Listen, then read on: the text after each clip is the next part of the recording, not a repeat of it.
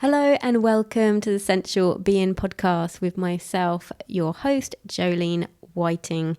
I have been a pole dance teacher for nearly 20 years. I'm also a yoga instructor, and my favourite pastimes are connecting to my own sensuality, connecting with the world, and connecting with animals as well. In this podcast, you'll find new and inventive ways of how you see yourself, connecting yourself with others, and also how you see and view the world around you. Today, we are going to deep dive on some possible beautiful resolutions for yourself, your body, and your state of being, ready to take you into 2025. Let's go. Hello, you wonderful, wonderful sensual being, and thank you so much for joining me here today. If you are listening in kind of a real time, then this is the start of 2025. And whilst I'm going to be talking about possible kind of resolutions and targets and things for the year, this actually can be applied at any point in your life. And there might be someone here that you are a bit surprised about as well. And maybe that you don't prioritize them, and maybe you think, maybe I should prioritize them. So it's one that's going to get you thinking today. And the reason why I want to do this, last year I did one on literally a year ago, and it's about why you should set goals and why you shouldn't. Yeah, so it's both angles. This is a little bit different in the sense of I'm not necessarily going to be talking like I did a year ago with that one, which is a great episode if you want to go back. I will link it down in the show notes as well. But the important thing is that if you don't prioritize any time for yourself to do the things you want to do or live your life your way, you will get caught up in other people's targets, other people's goals, other people's drama, and you won't prioritize yourself. So this episode is very much about the prioritization of yourself, of your life, because it is your life. And I really want you to think about what you can do to really come home to yourself. So we give away so much of our energy, so much of our power outside of ourselves. But if we don't take the time to actually recharge and fill up our own cup, then we will have nothing to give to anybody else. And this is why it's so important what I'm talking about today. It's a bit like when you're on the aeroplane and you have the brochure that says what you should do in an emergency.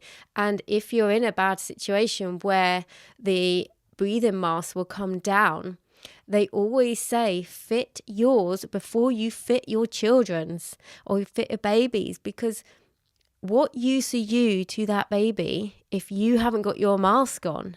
There's seconds. That's it. That's all you've got. So it is not a selfish act to actually prioritize yourself and fill up your own cup. And if you needed that permission to know that it is not a selfish act, then there's your permission. Because sometimes I don't agree with it, but sometimes we need the permission. So my permission to you to prioritize yourself this year and just see what happens. Even if some of this stuff might feel a bit icky, some of it you might already do, some of it you might think, God, I've never done that before. That is absolutely bonkers. Really sit with them. And the ones that make you feel more edgy are perhaps the ones you need to lean into a little bit more. Maybe there's something around yourself that you need to let go of or work through, or a judgment on yourself, or a worry of a judgment from others to yourself. Okay? So one thing I would like to start off with before we get into these, I have 10 for you, is I want you to be able to look back on the year and look at what you have achieved, what you have accomplished. And if you are here listening to this right now, your heart is still beating, your lungs are still working, your body is still functioning. You have lasted a whole year, and that is just so juicy. Honestly, it doesn't get much better than that. Then we can extend that to the people around you. And I know sometimes not everybody would be around you, but focus on the ones who are, because they are a gift in your life, as well as you being a gift in their life. So we mustn't forget that. And then what else have you done this year? Have you changed job? Have you got more money? Have you got a better lifestyle? Have you made new friends? Have you rekindled old relationships? Have you got rid of relationships that weren't working for you? So we can really look back, and sometimes we can get to the year, particularly if it feels like it's been a tough year. Everybody seems on the same notion of, I can't wait to get rid of this year and get the new year started. But actually, when you look back, there is so much that you have done and achieved. So much. Big things, small things, things that maybe nobody knows about apart from you. And these are so important to be able to see. And I find it really fascinating, the human behavior of getting to the end of the year, can't wait for the new year type of feeling. And this really sprung up in my world, it was 2013, which was actually the year I met my current partner. And it was random and mad, right? And I think this is one of the first light bulb moments of this particular situation I had, where I thought, hey, that's not fair. So we got to the end of the year and he made some sort of comment. Bear in mind, we met in the August, and he made some sort of comment that, oh, I can't wait for this year to be over. It's been such a rubbish year. Oh, it's been awful. And I was like, yeah, but we met this year. And it was all going well. You know, I wasn't worried that, our relationship wasn't going well or anything. And he said, oh, yeah, we did. Yeah, that's been good. And I'm like, cool, focus on that then. And ever since then, I have realized how many people go through so much stuff. Sometimes the challenges, we think that they are make it a bad year. They make it a challenging year. But if you can get through them, you are an absolute rock star. And there will be good stuff that has happened around that as well. And you will be stronger for whatever you've gone through. And it's just so important that we absolutely have to look back on our life in this way and not always be in such a rush to get rid of it. And one of the ways I kind of find brings me home every day, I've been doing this since 2012 now, which is my gratitude diary. Every night I just write a few things in there, things that make me smile, things that I've done that, you know, I really loved on that day. And sometimes there might not be many things, and sometimes they can be really simple things. And sometimes I put the same stuff in there over and over again because it makes me happy. And it's going to bed at night for me, remembering those things. They are the last things on my mind before I go to bed. And I've been doing this for so long now, and I find that it really just keeps my brain conditioned in that way, because we are beings that can take on a lot of conditioning. Yeah, we queue up, we go to work at a certain time. We are conditioned to do certain things and act in certain ways. And I'm not saying all of that is bad, because it's not, because I'm quite glad at times we can queue up. Otherwise, it would just be absolutely bonkers sometimes, so there is conditioning that is good. But then there's also the conditioning of, let's have a think. Oh, it's Friday night, let's have a drink. Oh, if I haven't gone out on Saturday night, then I haven't had a weekend. There's a lot of conditioning that is in there, and it's come from all different places. And this is why the gratitude diary, I find, just keeps that level of conditioning in my mind. But on saying that, I'm going to share something with you that I'm thinking about at the moment. I'm thinking about switching it up next year. And part of me is like, oh God, no, don't do this. Don't change something that you've been doing for years, particularly something that works. But I'm actually thinking of still having that diary to write in every night when I go to bed. And it's only short. You don't even have to write it if you don't want to. You can just think about this stuff. But I like to write it. And what I'm thinking of doing instead is actually having a diary which, instead of writing gratitude things in, I want to write down like the magic I witnessed today. So sometimes I can think about someone, and then they'll ring me. Or for example, throughout today and last night, between two different people, they have spoken to me about, I think it's 3 things between them to me that each of the other one has talked about. And I'm like, oh my God, deja vu, I'm just having this again. And that would be something I would write in my diary tonight. Like, I've had multiple conversations with somebody else about the same thing I spoke to somebody else about yesterday. And it's like, oh, hang on a minute, what's going on? And it's things like that. So it's looking for the magic in life, because there is so much. It can even be like a flower blooming, that's magic. A baby being born, that's magic. However you want to perceive and look for the magic in the world, that is another angle you could do. But like I say, you don't have to write the stuff down. You could just be a reminder, before I go to bed, I'm going to think of 3 things that made me happy that day, and just think about them. That's it. It doesn't have to be hard, but we are so conditioned into being so negative. So this is a real way to kind of turn that around. So we're going to get on to the 10 possible resolutions for you for 2025, or whenever you listen to this, that you can implement these in your life. Or you might already do it and you might want to do them more.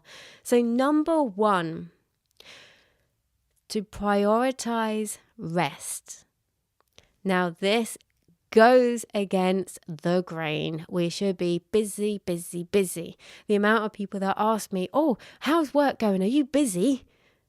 And I'm like, to me, it's really weird, right?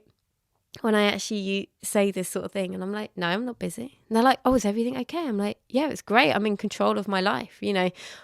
Busy to me is run around like a headless chicken. I've got all this stuff to do. I've got no time to do it, and I'm just so busy. I don't want to be busy. Are you crazy? No. I don't want to have I don't want to overbook my classes just so that they're really, really busy. No, no.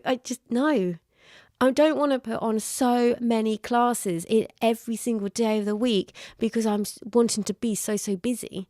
No. I want to be calm and in control of my life as much as possible, because we know at the end of the day, you're not in control at all. So the bits that you can be in control of, we're going to try. But to prioritize rest, and speaking as a woman, when we go through our cycle each month, there are times when we are called to slow down. Winter is a time as humans to slow down. I mean, even animals hibernate. Trees shed their leaves. Things hibernate, ready to germinate into spring. We need that time of rest, which is good, but it is demonized a lot. So to try and prioritize rest, if you're a woman, don't let anyone can tell you whatever they want, but don't let it in. If people start saying, oh, you're hormonal and things like that, or this is why men are better, ignore them. People can say whatever they want, but you have the choice of what you take on. And that's so important. Yeah. So rest is so good for the soul. If you need it, take it, because when you come back and you are ready to go full power or work harder or do more things, you would do a hell of a lot more than you did before because of that rest. It really does reset you if you give yourself the chance. But not a lot of us do, and sometimes it is hard to prioritize it. You might be busy. Again, do you want to be busy? How can you gain more control over your life? So that's one to think about. Number 2 is to offer yourself and others more compassion. So this very much links in with that first one as well. But are you somebody who regularly is rude to yourself? I'm always like this. I'm always late. I can never do this. I can never do that. If you are somebody who says these sort of things to yourself, you are not alone. You are not alone. And whilst it's common to do that, it doesn't have to be normal. So there's a difference between things being common and things being normalized. this negative self-talk should never be normalized just because a lot of people do it. For me, it's not the norm at all. It hurts when I hear people say this to themselves, because I think I can see so much beauty in them and so much light, so much intelligence, so much wisdom. And they're just there literally crapping all over themselves. And I'm like, what are you doing? You're lovely, So this has to come from within to be able to be radiated out, to be able to offer yourself compassion. Maybe you didn't do so well in your workout today. That's okay. At least you did it. Maybe you missed the workout. That's okay. Maybe you needed to do that. Maybe you needed to prioritize the rest. So to offer yourself compassion is a way of getting yourself to love yourself more without even saying those words to yourself. Just offering yourself kindness, trying to meet yourself where you are in this moment is so incredibly powerful, and to be able to offer that to other people. And the more you offer it to yourself, the more authentic you would be when you offer it out. Because I've had people offer me compassion and I can tell that they don't offer it to themselves. And it's so one-sided. And I'm like, you come first. I come first, you come first, because without you, there is no you. So again, being selfless about self-care, looking after yourself, prioritizing yourself, because you matter. Number 3, one of my favorites, and can be difficult at times, to get more time in nature. If you are somebody who goes out walking, maybe change the route. Maybe go somewhere completely different. If you're someone who likes to walk in the forest, maybe go to somewhere where there's water. So this one can be difficult because sometimes we think, oh no, I haven't got time for that. And what's incredibly moving about this one is when you actually do this on your own. So again, be careful where you walk and things like that. But when you go out in nature and you are on your own, so when you're with the dog, if you have a dog and you're with the dog will scare everything away. Like birds, squirrels, they all hear the dog coming and they will move. When you spend time in nature without them, it feels incredibly freeing. You see and observe much more. But it also makes you feel quite uncomfy because you think, oh, I should be walking the dog. If I'm not walking the dog, then why am I doing this? So that can be a hard one to navigate if that is you. And I find this as well. I feel guilty going out without my dog. So I'm like, he should be here with me. So 9 times out of 10, I'll be with him. But there will be times when I just go out on my own. And you don't have to go far. You can literally go out into the garden on your own. This doesn't have to be like a 2-mile hike. This does not have to be big. And this is what we've got to get out of our heads is everything's, even if you normally take your dog out for an hour a day, but you can only fit in 15 minutes, that's fine. That's fine. It doesn't matter. We always try to keep this routine going of certain things that we do for a certain amount of time. It doesn't have to be that way. You can literally just find a different tree that you haven't touched before, and that's your more nature this week because it's a different tree. You're looking at the leaves, you're looking at the sky as it's glistening through the leaves. It doesn't have to be complicated. And if you, for any reason, can't get out into nature, then maybe listen to nature sounds. Do a meditation. I've just released a forest meditation. You can visualize the forest as you're meditating. So if there's any reason why you can't actually physically get out, you have the power of visualization in your mind. So definitely use that. The next one is to learn a new skill. This doesn't have to be anything mega. A lot of the time we want to start learning a new language. You don't have to commit for however long. And I think I learned Spanish for nearly 3 years and I stopped a couple of years ago. But it was really hard to stop because it was like, I should keep going. But literally learning a new skill will just enhance your being. And it doesn't matter if it's a skill for work, if it's a qualification, if it's just a new way of doing something that you do. So say if you use watercolors, maybe you try acrylics, and you don't even have to learn it fully. You know, you can be a bit playful with this, which is similar to another resolution I've got for you today. But allowing yourself that freedom to just dabble in something. Maybe there's something you're interested in. Maybe you're interested in the environment and you want to get a book about a certain part of it, and you think, I'm just going to have a look at that. You don't have to commit to it fully.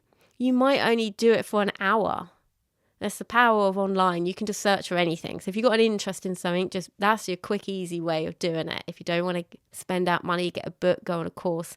Again, this does not have to be big, but it could just pique your interest, which is such a beautiful way of living. Another one, which surprise, surprise, I'm giving you, is meditation. If you are somebody who doesn't meditate, then definitely start trying to, because it doesn't matter who you are. Yeah, so you don't have to sit still and make your mind go blank. It's not about that. It's about being with your thoughts and be able to, every time your mind wanders off, so just focus on your breathing. Every time your mind wanders, what's on the shopping list? I've got to pick the kids up, got to take the dog out, got to go here, got to go there. Every time your mind wanders off, you're aiming to try and bring it back to your breath or whatever you've got focus on. And you don't have to sit still. You can stand up and do this. Yoga is actually meditation as well. Sometimes some people can't sit still, so don't force that. Qigong can be very good if you can't sit still when you meditate, and that's fine. Even something as simple as standing up, sweeping up your arms up towards the ceiling as you breathe in, breathe out and lower your hands. Breathe in and reach up, breathe out and lower, and then you get this connection into your body. And you find that by doing this, it lowers your heart rate, lowers your blood pressure, and it helps you to reprogram and rewire. It literally rewires your brain if you do this every day. Just aim for 3 to 5 minutes. And if it's really hard, 3 deep breaths. That's it. If you already have a meditation practice, then maybe look at enhancing it. Maybe do it like at the start and at the end of the day. Pick a different part of the day to do it as well as when you're doing it. Or maybe do longer. Or maybe do some chanting with it. Or maybe look into a different mindfulness technique or transcendent technique. Or recently I've been doing a technique called Silva, which was created by Jose Silva. And Silva is spelled SILVA, and I've been doing that through Mind Valley, and it is incredible for enhancing your intuition. So much so that one of the meditations that I did, I got my mum to sit opposite me, and I centered myself in the meditation. It took me about 3-5 minutes. And then I got her to hand me something wrapped up, and I didn't know what it was. She just placed it in my hands. I didn't really try and touch it, see what it was. But she placed it in my hands, and straight away I guessed what it was. And she was like, yeah, that's what it is. I'm like, are you kidding me? That's what it is. And straight away I guessed it. It hasn't happened every single time like that, but that is an example of one of the times that it's happened. And I'm like, my God, my intuition, oh my God, oh my God, oh my God. And, so you can actually strengthen your intuition if you want to through meditation, which is amazing, amazing. The next one is to be more creative. This could come in with learning a new skill. But the learning new skill, whilst it can be for the job or not be for a job, being more creative doesn't have to be for any reason. It doesn't have to be for any reason. You could just sort of make a commitment. I'm just going to draw a little picture once a day. It doesn't even have to be finished. But just allowing yourself to be more creative in life, because life is full of bills to pay, errands to run, deadlines, places to be. Where's the time just to be silly, be creative for no reason? I love the being creative for no reason because we just don't do it enough. Even as a creative person, I don't do it enough. So that's on my list. That is on my list. Another one, which might be hard, which is very similar to the second one, is to treat your body as a friend. How would you talk to your body? Your physical body. This physical body is what is carrying you through your life. And it is a gift. It is a gift. I mean, you can try your hardest in your life to try and be healthy and happy, whatever that means for you.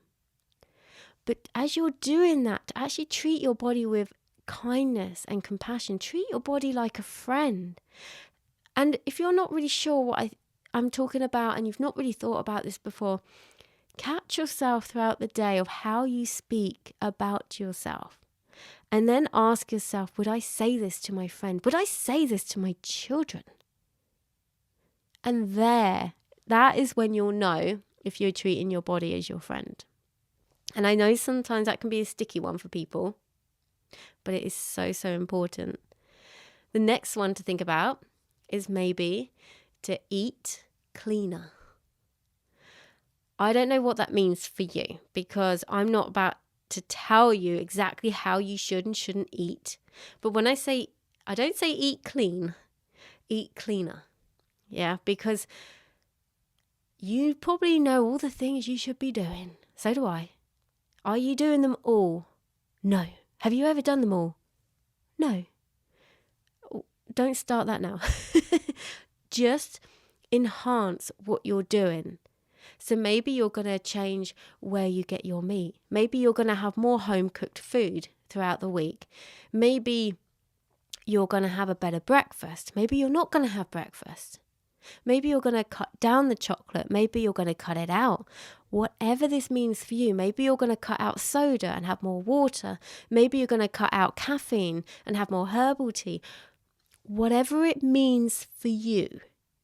But the eating healthier for you is such a good one. If you have allergies to things and you're like, and intolerances and you're like, I don't care, I'm just going to eat it anyway, but then you always get ill, maybe you should look at that and maybe you should actually, again, treat your body as your friend and see if you can eat better for your body. Yeah? And this is a very good way of looking at it rather than, I hate my body's this, that and the other, I'm going to starve it forever. It's like, no. What does your body need? Food is fuel. And the more we can get our mind into that way of thinking, even 80% of the time and 20% you don't worry about it. That is an incredibly powerful way of being. Incredibly powerful. I've got 2 more left for you. They both kind of tie in with each other, actually. So one of them is to be more playful with life. To be more curious, to actually not take life so seriously all the time. There's so much seriousness in our life. There doesn't have to be. If you've got children, you know this. If you've got pets, you see them playing. They're not serious all the time. You don't have to be either just because you're an adult. You never stopped being the child that you were. You didn't one day just suddenly flick the switch and all of a sudden you're an adult. No, you've evolved. But you are still that child. They never left you. She or he is still in there. Still a part of you. My last one that I have for you is more of an adult theme. So yes, we've done a little bit of inner child work. Right now I want to bring you into the adult. Well, to be fair, actually, you were probably doing this as a kid, weren't you? My last one for you, which is very much a love and leave you there, is make more time for self-pleasure. Self-pleasure. And allow the time for self-pleasure to use your mind. Use your mind, your thoughts, your actual inner fantasies. If you are somebody who looks at porn, put that aside. Put that aside. Use your mind. Use your mind for it. And if you are somebody who's like, oh no, for whatever reason, there's a barrier there, or there's a reason why you can't do that, that's okay. I mean, it's not okay, but it's okay, if you know what I mean. But why don't you just start by even just wrapping your arms around you right now, which I'm exactly doing right now. Wrap your arms around you and actually feel the connection of your hands on your arms, embracing your body, giving yourself a hug. Hugs aren't always necessarily have to come from other people. They can come from you. Because again, if you can fill up your own cup, then you just radiate out so much more in your life to other people. And hopefully they can fill up their own cup and radiate more out from themselves as well. This is a ripple effect. This is all about really leading by example, your example. So if you do any of that, even if you pick one of those things to do or to do more of, your life will be different. But you see, as I go through the list now, just to remind you of what they were, if any of them spring to mind, jot them down and dive a little deeper into them. And by all means, let me know how you end up implementing them more into your life. So we had prioritize rest, offer yourself and others more compassion, to spend more time in nature, to learn a new skill, to meditate more often or to start, to be more creative, to treat your body as a friend, to eat a cleaner set of food and drink, to be more playful and curious in life, and to give your time more to give yourself more time for self-pleasure. I hope you've enjoyed that episode today. It was lovely sharing that with you, and I too will be picking some of my favourites off that list. I try to do them all, but we're human. I'm human after all. So I'm going to pick my top 3, and I'm going to be making a conscious effort to implement them more. Maybe I'll do 3 a month, 2 or 3 a month, and really focus on them. That's a nice idea. I quite like that. Anyway, as always, thank you for listening. Remember to lead through your life with your heart and to live with intention. Have a wonderful start to 2025. Thank you so much for tuning in today. If you enjoyed this episode, please do share it with your friends and on social media. If you have the time to rate or review this podcast, I'd be ever so grateful. If you'd like to follow me on Instagram, you can find me at Jolene Sensual Being. The links to my YouTube and to sign up to my mailing list will be in the show notes as well. I look forward to speaking with you again very soon.